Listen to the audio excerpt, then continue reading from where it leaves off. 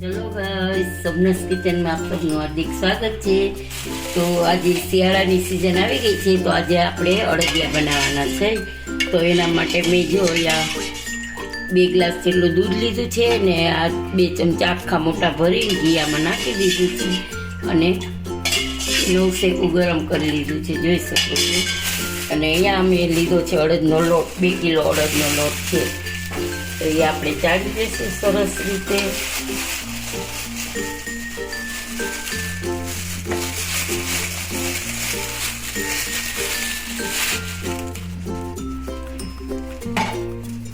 ચાળી લઈ, કચરો હોય એ નીકળી જાય।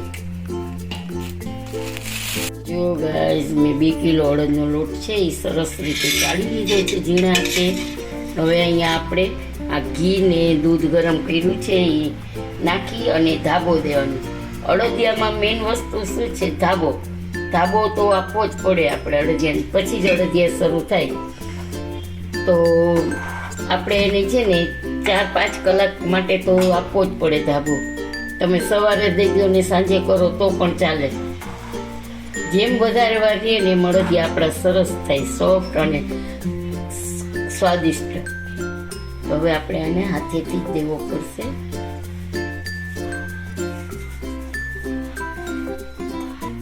તો જો ગાઈઝ, આપણે છે ને આવી રીતે એક બધા લોટમાં સરસ રીતે આવું ઘી અને દૂધ લાગી જવું જોઈએ।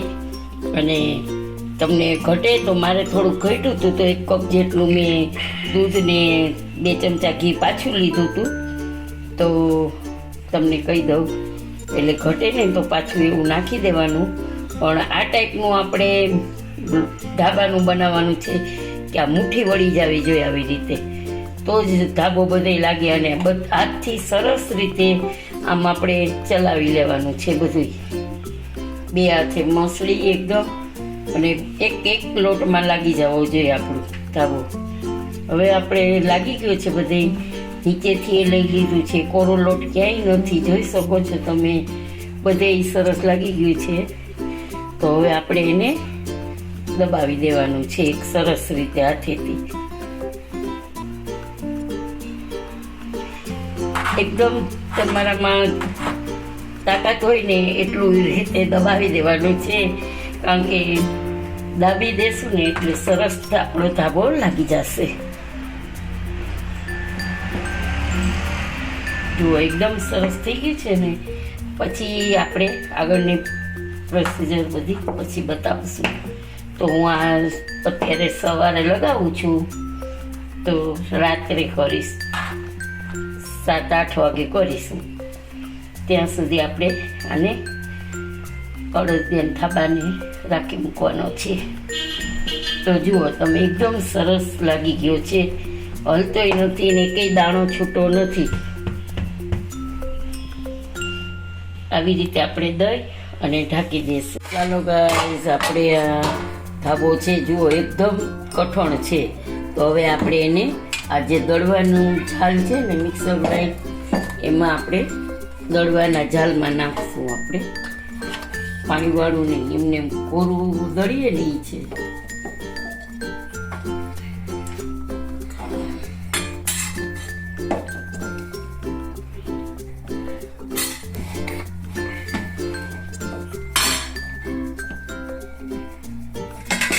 આવી રીતે આપણે બધું પીસી લઈશું મિક્સરમાં।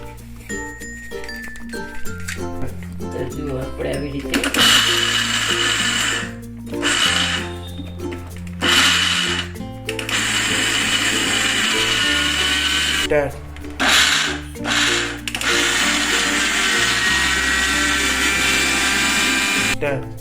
જો આવી રીતે દળાઈ ગયું છે। હવે આપણે એને એક ચાળણી, આવી રીતે આપણે છે ને બધું દળી અને ચાળણી છે ને એમાં ચાળી લેવાનું છે।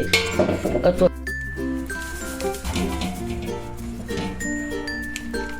જો આ છે ને ઝીણું ચોખા ચાળવાનો આપ છે ને, એમાં હું ચાળું છું એટલે સરસ રીતે જોડાઈ જશે।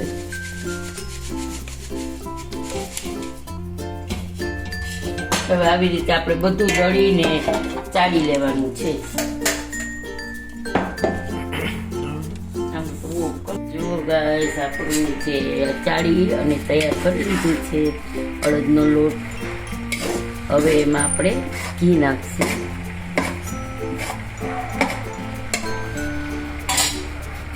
અહીંયા મેં 2 કિલો ઘી લીધું છે. ચોખ્ખું ઘી છે, 2 કિલો છે.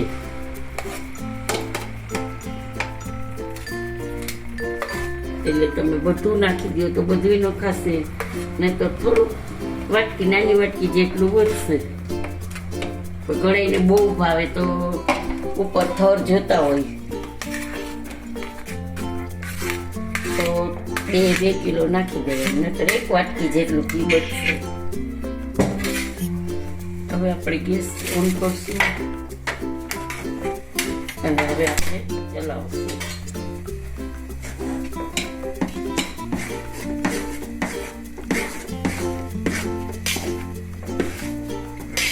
પછી જોશે ને એમ ઘી નાખતા જશો. હજી ઘી છે આપણી પાસે.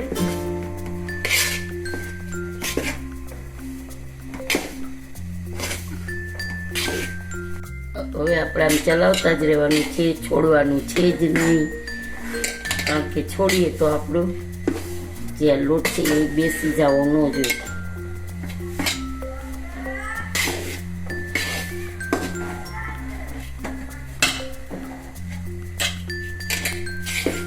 તો જોઈ શકો છો ગાઈસ, એટલે આપણું આટલું ઢીલું થઈ જશે.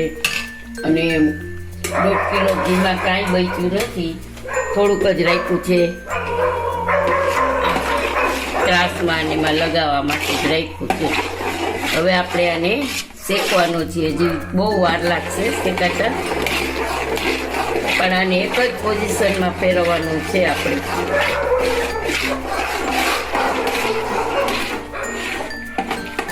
જો ગાઈસ, આપણો થોડો લાલ થવા આવ્યો છે અને એકદમ ઉકળી ગયું છે. ત્યારે આપણે અહીંયા મેં 250 ગ્રામ જેટલો ગુંદ છે એ ગુંદ આમાં નાખી દઈ અને આપણે ચલાવતા રહેવાનું છે.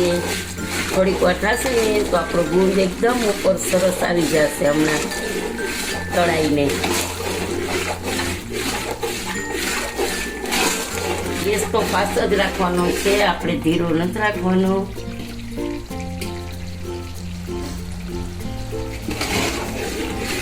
હમણાં તળાઈને ઉપર આવી જશે, જોઈ શકો છો તમે. પછી આપણે અહીંયા 20 ગ્રામ મેં જાવંત્રી લીધી છે. પછી જાવંત્રી નાખી દઈશું હમણાં. જો આપણો ગુંદ આવી ગયો છે ઉપર તળાઈને, જોઈ શકો છો તમે. દેખાય છે ને? જો તો આપણો ગુંદ ઉપર તળાઈને આવી ગયો છે. દેખાય છે? દેખાય છે. પછી આપણે જાવંત્રી નાખી દઈશું. એટલે જાવંત્રી ઉતારવા પહેલાં થોડીક વાર પહેલાં જ નાખવાની આપણે.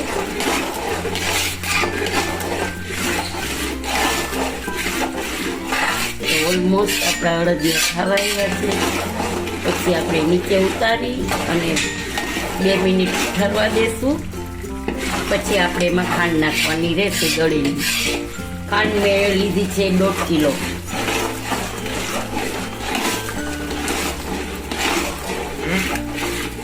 તો જોઈ શકો છો ગાઈસ, આપણા અડદિયા રેડી છે. આપણો ગુંદ બધો તળાઈને ઉપર આવી ગયો છે. હવે ગેસની ફ્લેમ ઓફ કરી દઈશું અને 2 મિનિટ માટે આપણે એને ઠરવા દઈશું, ઠંડુ પડવા દઈશું. અને પછી આપણે એમાં ખાંડ છે જે ચાળીને નાખવાની છે. થોડું ઠંડુ પડી ગયું છે તો આપણે એમાં ખાંડ નાખી દઈએ ચાળીને. એટલે થોડું પછી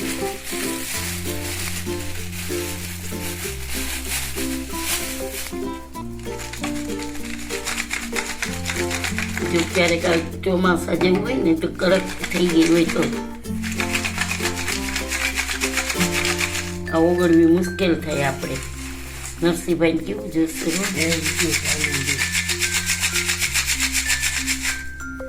હવે એને પીસવી પડશે. આપણે 1.5 કિલો ખાંડ નાખી દીધી છે અને હવે હલાવશું.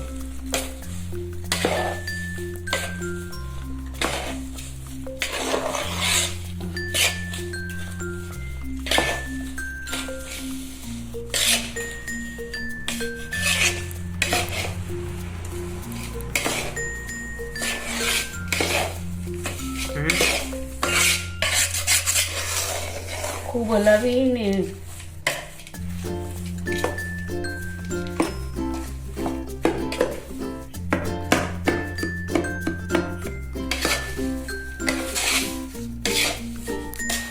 જો ગાઈઝ આ બદામનું કતર છે અને આ છે પિસ્તાનું ને આ છે કાજુનું, ત્રણેય સરખા ભાગે લીધા છે. તો આપણે એને મિક્સ કરી દઈશું. હવે મિક્સ કરી દઈશું ગાર્નિશ માટે.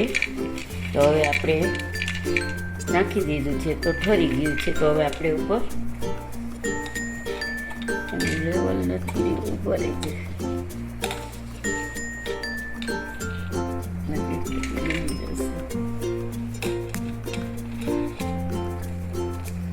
આવી રીતે આપણે ઉપર છાંટી દઈશું.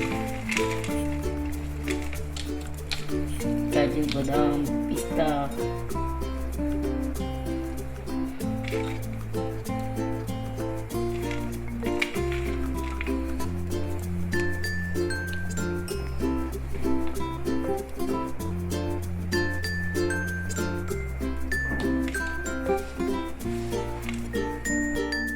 ગાઈસ આપણા અડદિયા રેડી છે.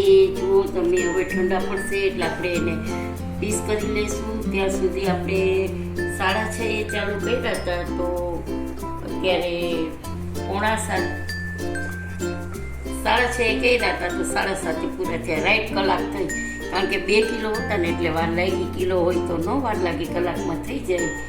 તો આપણા અડદિયા તૈયાર છે. તો આજની રેસીપી કેવી લાગી તે તમે જણાવજો. સબસ્ક્રાઈબ કરજો, લાઈક કરજો અને શેર કરજો અને કમેન્ટમાં જરૂરથી બતાવજો કે તમને આજના અડદિયાની રેસીપી કેવી લાગી. જય શ્રી કૃષ્ણ.